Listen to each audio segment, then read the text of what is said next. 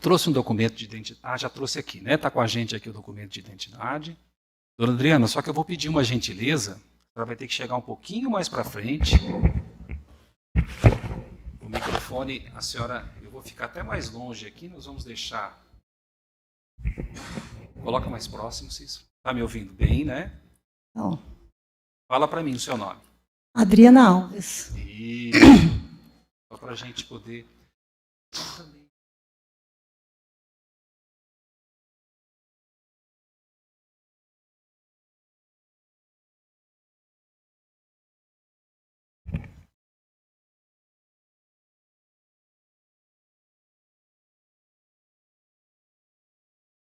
Dona Adriana, fala mais uma vez para mim o seu nome. Só o primeiro nome. Adriana Alves. Tá. Agora estão ouvindo, né? Pode começar.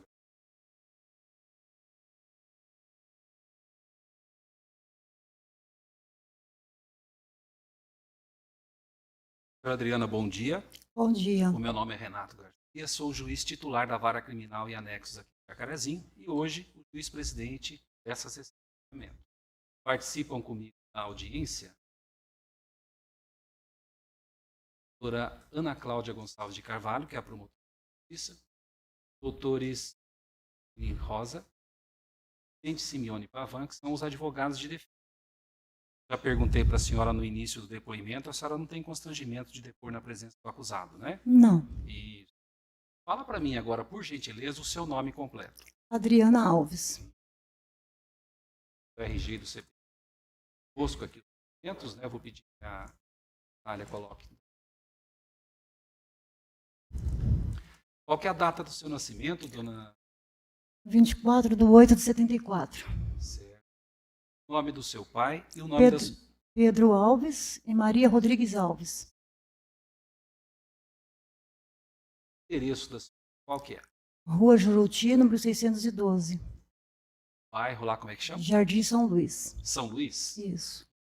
Isso aqui em Jacarezinho, né? Isso. A senhora foi vítima aqui de uma situação envolvendo o João Paulo Bueno de Camargo, né, lá no dia 26 de dezembro de 2021. É isso? Isso. Tá. Sei que a denúncia já foi lida pela senhora, né, mas apenas para que os jurados possam compreender quais são os fatos que estão sendo apurados aqui hoje, vou fazer mais uma leitura apenas do fato que está objeto de julgamento na data de hoje. Segundo consta da denúncia, no dia 26 de dezembro de 2021, por volta das horas, lá na residência situada na rua Siriema, 205, bairro Jardim São Luís, nessa cidade e comarca de Jacarezinho, João Paulo Bueno de Camargo, agindo dolosamente com a intenção em contexto de violência doméstica e familiar contra a mulher, tentou matar Adriana Alves, namorada de seu genitor, mediante recurso com um golpe de arma branca, atingindo-a na região do antebraço, de modo a lhe causar ferimento forte contuso, não óssea e de ligamentos, conforme declaração médica, sendo que o crime não se consumou por circunstâncias alheias à vontade do denunciado, haja vista a intervenção de Benedito Camargo, seu genitor, que lhe impediu de desferir novos golpes, além de posterior socorro prestado ao ofendido. Em resumo, esses são os fatos que estão sendo apurados aqui. Mais detalhes a senhora já ouviu, né? Sobre esses fatos serão feitas algumas perguntas, né? Inicialmente pelo Ministério Público, depois pela defesa. A senhora, por ser vítima, não prestará o compromisso, mas é muito importante que relate sobre os fatos aquilo que sabe. A senhora entendeu o que eu falei? Entendi. Passo a palavra ao Ministério Público. Obrigada, Excelência. Bom dia, senhora Adriana. Bom dia. Primeiramente, eu me solidarizo com a sua posição de vítima.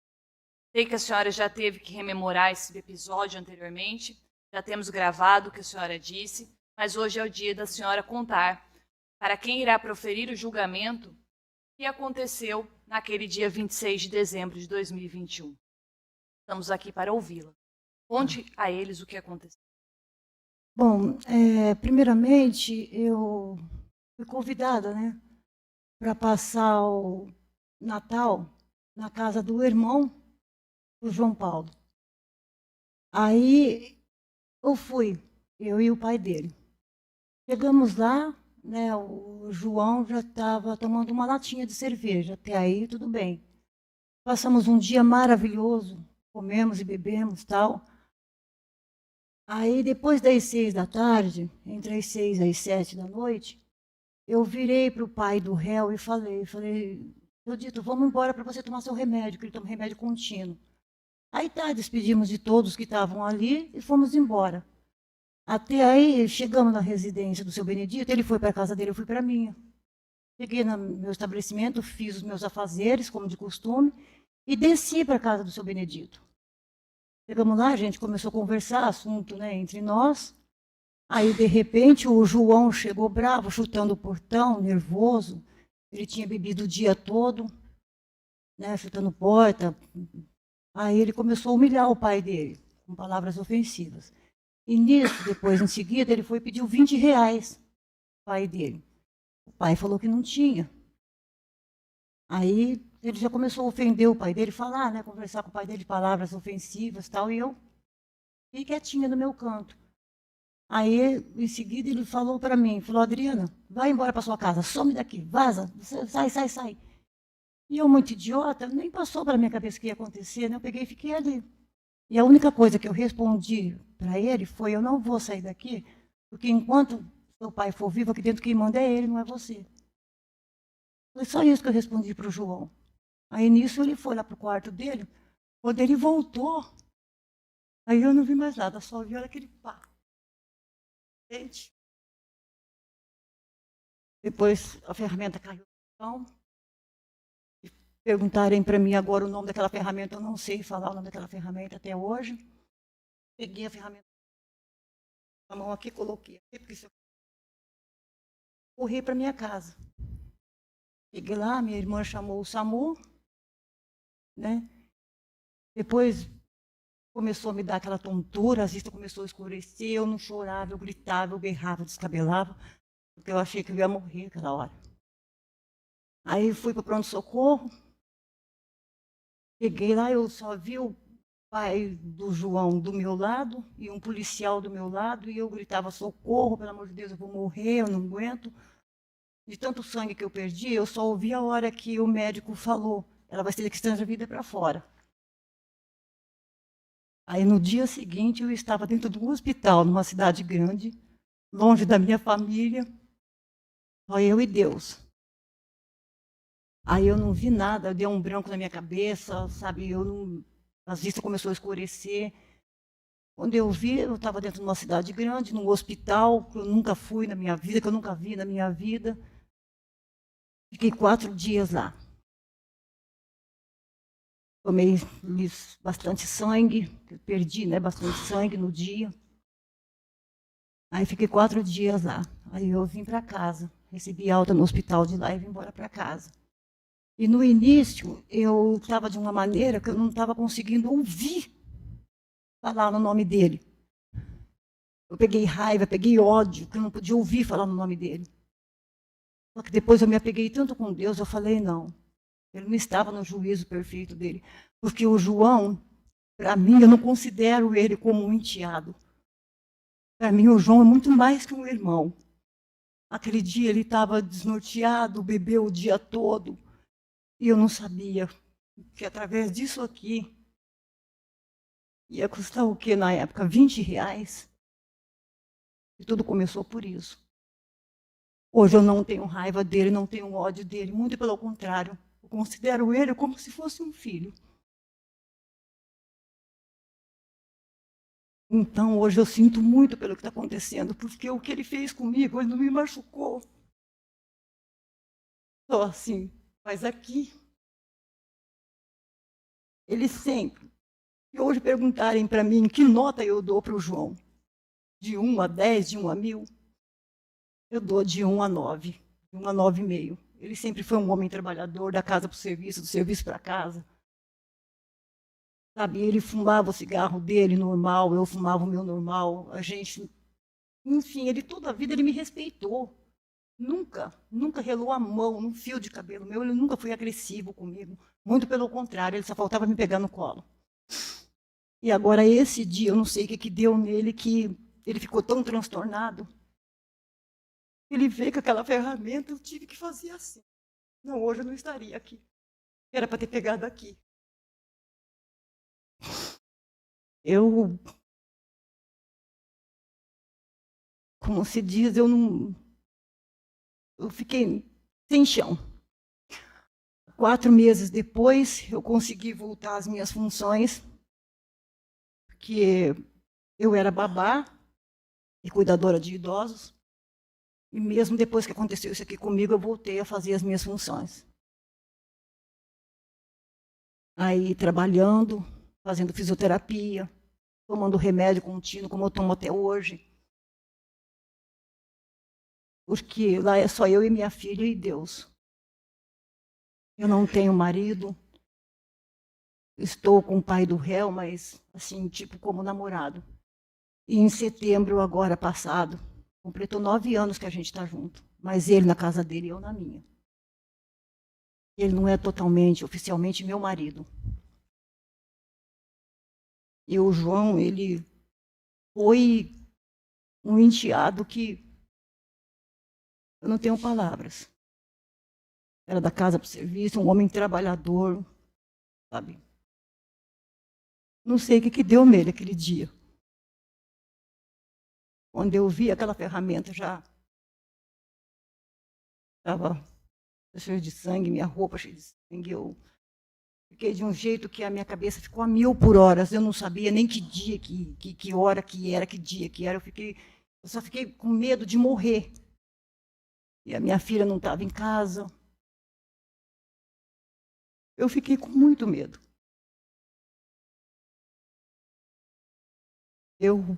É só Deus que, sabe,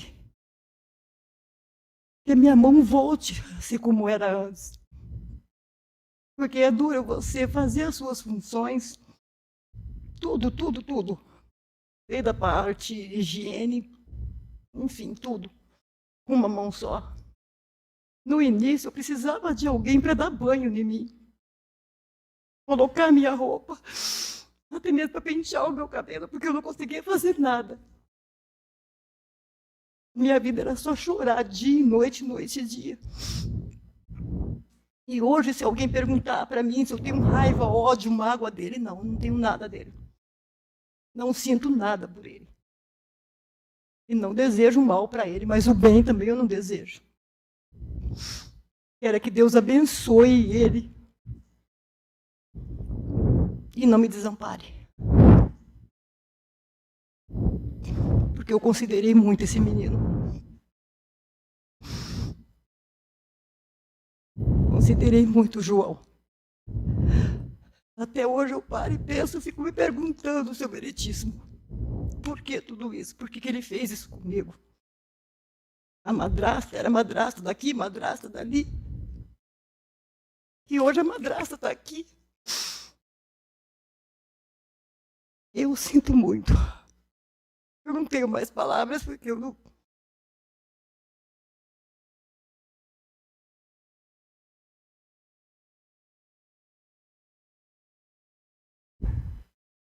Dona Adriana, a senhora aceita um copo d'água?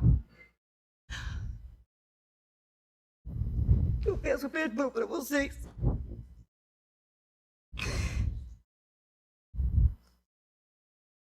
Eu só fico me perguntando. Obrigada. Por que o João foi fazer isso comigo? Toda vez que eu olho disso aqui.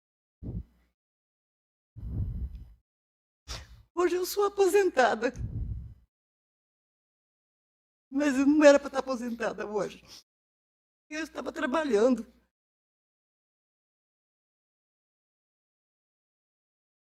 Um salário mínimo que eu ganho hoje não vai trazer minha mão de volta.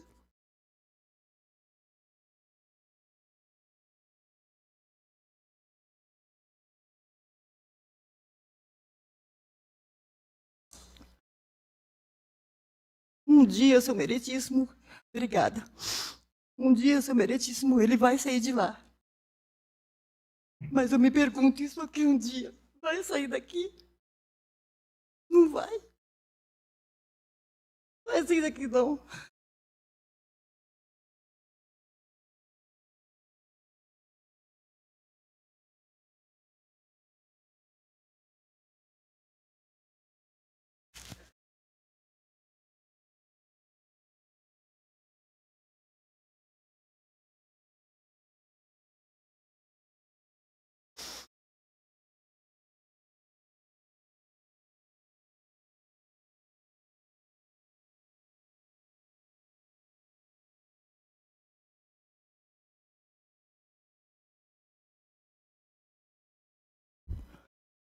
Tá. Certo.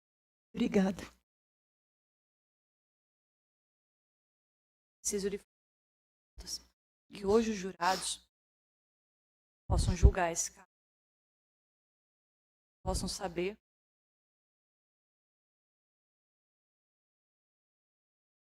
antecipo as minhas desculpas por ter que perguntar para a senhora, Não pode mas nós fazer. precisamos fazer justiça nesse caso. Uhum.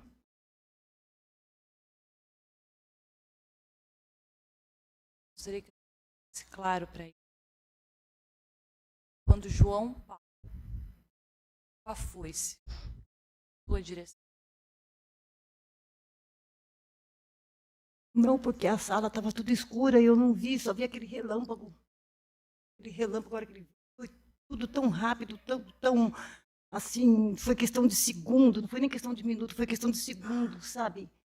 E jamais alguém podia imaginar que ele ia vir com a ferramenta. Porque estava tudo escuro lá no local, sabe? Só estava a luz do poste acesa. Então, não deu para ver a hora que ele veio de lá para cá, ferramenta na mão. Eu mesmo não vi, sabe? Nem o pai dele viu, não deu para ver. Foi uma coisa tão assim, questão de segundo, sabe? Porque se eu tivesse visto realmente, é óbvio que eu teria saído correndo, é óbvio que eu teria saído do local. Mas realmente, eu juro, eu não vi. Quando eu vi, ele já estava vindo na minha direção com a ferramenta. Eu não tive como correr, sabe? Porque até eu desci as escadas para abrir o portão. quando ele veio, aquela foice na sua direção, a senhora visualizou aquela foice. Como que a senhora... Eu dei 2 passos para trás. Essa A gente altura, pensa em tudo. essa altura, Isso, né? Eu fiz assim.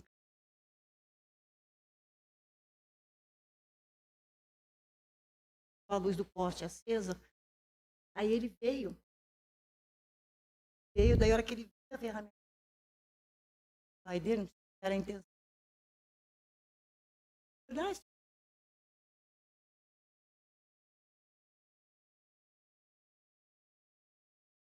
Foi embora para minha casa. Eu não vi realmente, senão eu teria saído, sabe? a senhora é vítima. Preciso fazer uma pergunta mais uma vez que o jurado. O que Uhum. aconteceu?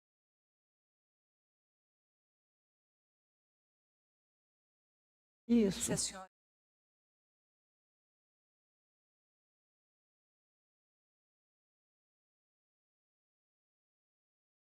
foi com força,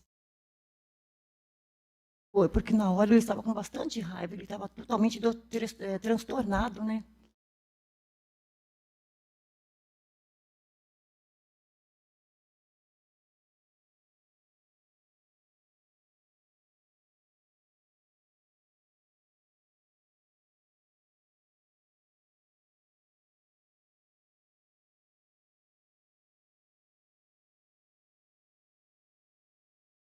Ana, ao que a senhora atribui o fato de estar viva hoje? Foi? Ao que a senhora atribui o fato de estar viva hoje? Eu atribuo o fato de estar aqui hoje. A senhora acredita que foi o quê que te faz hoje estar viva aqui? Eu cumprindo com a lei, né? Tanto com a lei de Deus quanto com a lei dos homens daqui da terra, cumprindo com a minha responsabilidade de mulher cidadã.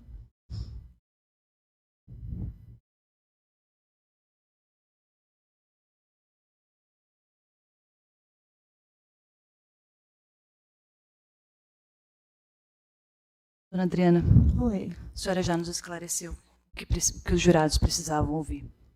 Mais uma vez, eu reforço a minha solidariedade com a posição de vítima. Muito obrigada pelo seu depoimento, Adriana. Obrigada eu pela atenção de todos vocês. Muito obrigada. Deus abençoe vocês. O Ministério Público encerra. Sem perguntas, Excelência. Pode ser.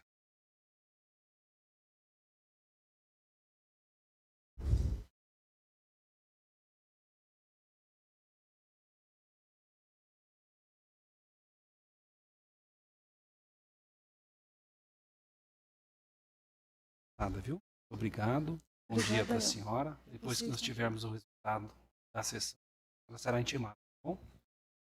Vitor, pegou os documentos? Deixou alguma coisa lá dentro? Tá aqui, ó. Ah, Tá tá aqui aqui. com o Vitor. Vai entregar para a senhora. Pode sair por aqui, então. Obrigado, viu?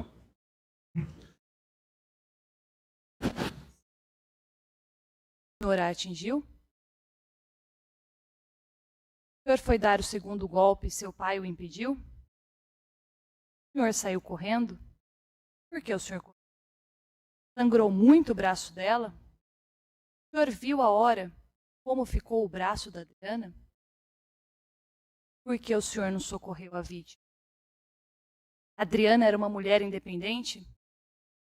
Sabe se ela continua independente hoje, depois do golpe de foice que o senhor deu? O senhor já respondeu por outros crimes? É a última pergunta que eu faria. Era em que momento que recobrou a consciência, recordou-se do detalhe? Muito obrigada. Doutor Diego, o senhor tem a palavra. João Paulo, bom dia. Como que era a convivência sua com a Adriana? Ah, se dava muito bem com ela, né, cara? Porque ela cuida bem do meu pai, né?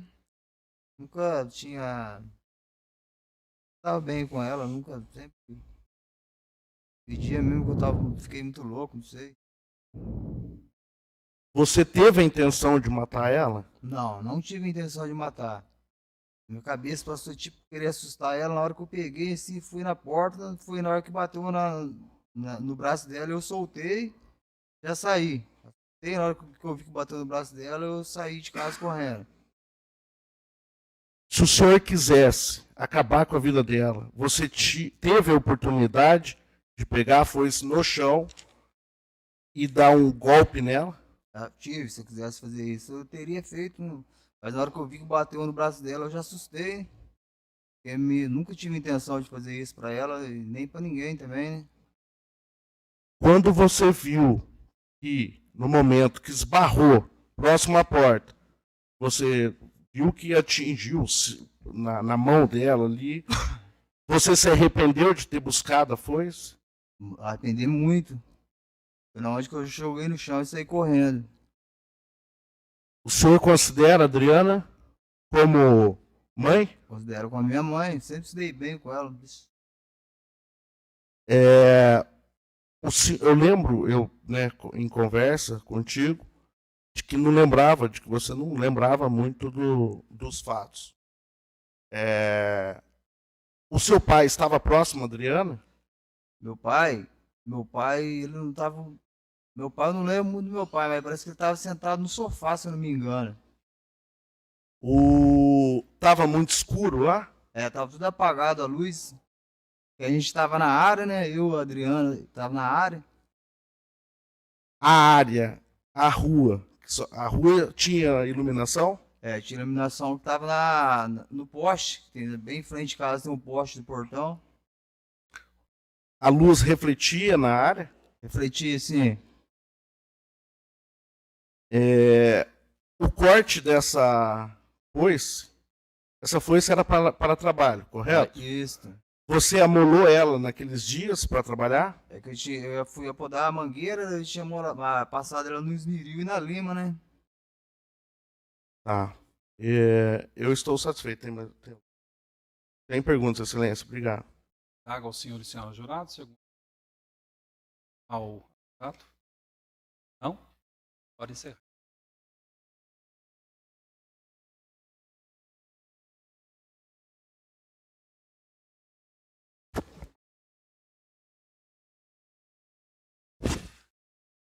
Doutores, senhores, senhoras jurados. Partes, né? Certeza que foram dirigidas as falas tanto da acusação quanto da defesa. E agradecer pelo trabalho da Polícia Militar, que permitiu a realização desta sessão de julgamento com toda a segurança, né?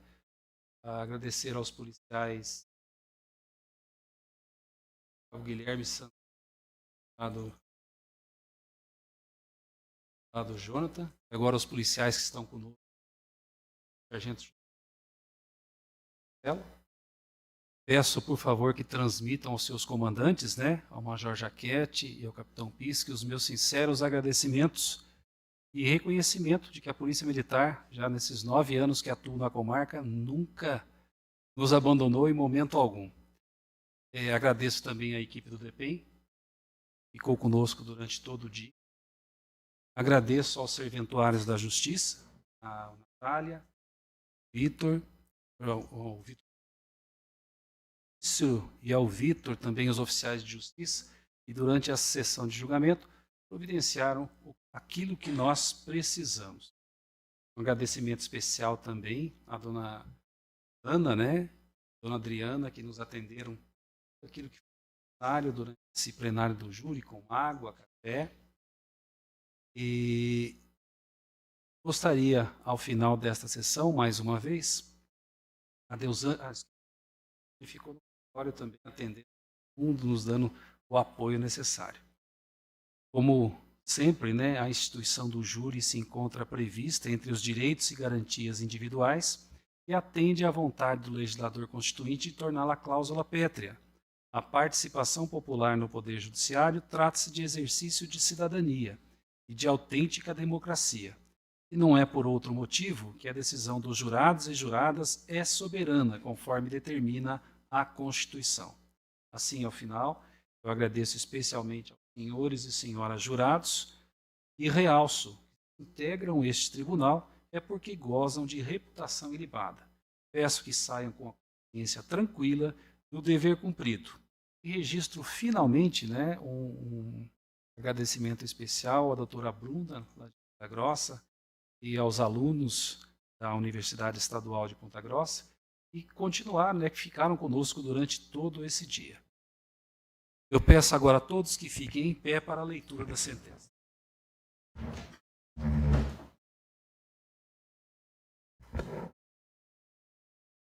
João Paulo Bueno de Camargo, qualificado nos autos, foi pronunciado pela prática de tentativa de feminicídio, artigo 121, parágrafo 2º, inciso 6, combinado com o parágrafo 2º-A, inciso 1, do Código Penal e combinado com a Lei 11.340 de 2005. Submetido a julgamento perante o Tribunal Popular nesta data, o Conselho de Sentença, por maioria de votos, houve por bem decidir que o réu praticou o delito de tentativa de feminicídio. Ante o exposto, considerando a decisão do Conselho de Sentença, declaro procedente o pedido acusatório e, em consequência, condeno o acusado João Paulo Bueno de Camargo, qualificado nos autos, como em curso nas sanções do artigo 121, parágrafo 2º, 6, combinado com o parágrafo 2º-A do Código Penal, combinado com o artigo 14, inciso 2, também do Código Penal, e Lei 11.340 de 2005, conforme termo de votação do funcionário que adoto como parte integrante desta decisão. Assim sendo, tendo-se em vista a conclusão do Conselho de Sentença e na forma prevista pelo artigo 492 do Código de Processo Penal, passo a dosimetria da pena aplicada. Na primeira fase, observo que a culpabilidade, o grau de reprovabilidade de sua conduta, não ultrapassa aquele que é insto ao tipo penal em questão. Os antecedentes o prejudicam. A certidão de antecedência do 1, considero para tanto os feitos 681, 816, 1081, 228, 816, 098. A conduta social e personalidade sem elementos que permitam-las, mesmo porque a última é o conjunto dos atributos psicológicos que determinam o caráter e a postura social da pessoa. Não vislumbro nos autos presença de indicativos para se elaborar um julgamento a respeito. Motivos inerentes ao tipo penal, as circunstâncias normais ao tipo, as consequências são nefastas, pois a conduta do acusado gerou lesão grave, conforme laudo de movimento 4.2, com sequelas irreparáveis e atingir a vítima de forma tão intensa que se encontra com aos dias de hoje, tanto o físico quanto o comportamento da vítima não contribuiu para a ocorrência do delito. Por conta das circunstâncias, a pena base é assim legal, fazendo um montante de 16 anos de reclusão. Na segunda fase, não incidem agravantes. Incide a atenuante da confissão, ainda que parcial, razão pela qual reduz a pena para 14 anos de reclusão. Na terceira fase de fixação da pena, não há causas de aumento. O crime foi praticado na forma tentada. Entendo que o iter crimes foi parcialmente percorrido, já que o acusado se utilizou a foice para atingir a vítima, mas não repetiu golpes, razão pelo qual reduzo a reprimenda em metade, ou seja, 7 anos de reclusão, pena essa que torna concreta a ausência de outras causas capazes de alterá-la. O regime inicial de cumprimento da pena é o semiaberto, na forma prevista pelo artigo 33 do Código Penal, vez que se trata de apenado tecnicamente primário. O réu respondeu ao processo preso, considerando o regime fixado e o montante da pena, responderá a eventual recurso solto, salvo se determinei a expedição do alvará de soltura, salvo se preso por outro motivo.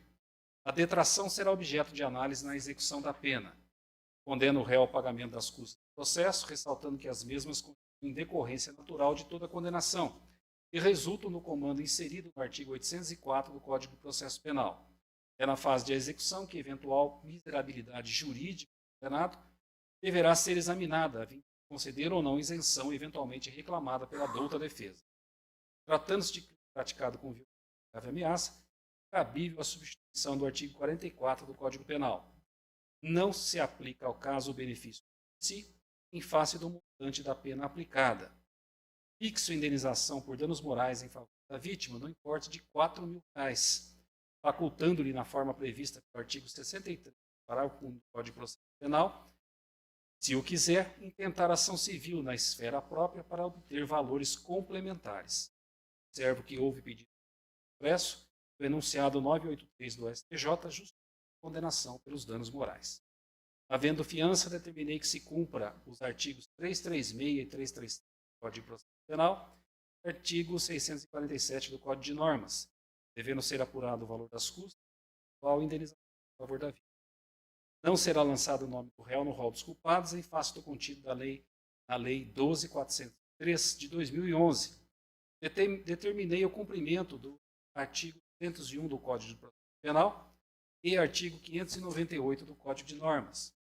Determinei também a determinação dos objetos eventualmente apreendidos e não reclamados, uma vez exauridas as providências do artigo 10 do Código de Normas, devendo o procedimento tramitar em pedido próprio instaurado para esta fim. Em relação a eventuais armas, determinei o artigo 5 da Lei 10 de 2003. Drogas apreendidas, determinei que se cumpra o artigo 50A da Lei 11.340. Finais, transitada em julgado a sentença, determinei requisito de vaga em estabelecimento. Preenchimento do boletim individual remetendo ao Instituto de Educação do Estado para todos os fins, em especial de informar o resultado deste julgamento, a teor do que determina o artigo 809.6 do Código de Processo Penal. Determinei também a expedição de ao Tribunal Regional Eleitoral, em termos do artigo 15, inciso 3 da Constituição Federal, e artigo 71, parágrafo 1º do Código Eleitoral, para as providências cabíveis da espécie, tendo em vista a consequente suspensão dos direitos políticos, deverá ser formalizada pela Justiça Eleitoral. Determinei o cumprimento das disposições pertinentes das normas e dou a presente por publicada e as partes por informadas neste ato. Registre-se, anote-se e comunique-se. Sala da sessão Carezinho, aos 7 dias de julho do ano de 2003. Com o término da leitura da sentença, declaro encerrada a apresentação de julgamento. Agradeço a presença de todos, peço a todos. Bom, obrigado. Só antes de parar a gravação, é registrar o recurso. Vai dar o prazo. Doutor, o recurso. Vamos guardar. Você entendeu, né, João Paulo? Eu falei? Depois você conversa então com os seus advogados para ver se quer recorrer ou não. Bom? Não havendo requerimentos adicionais.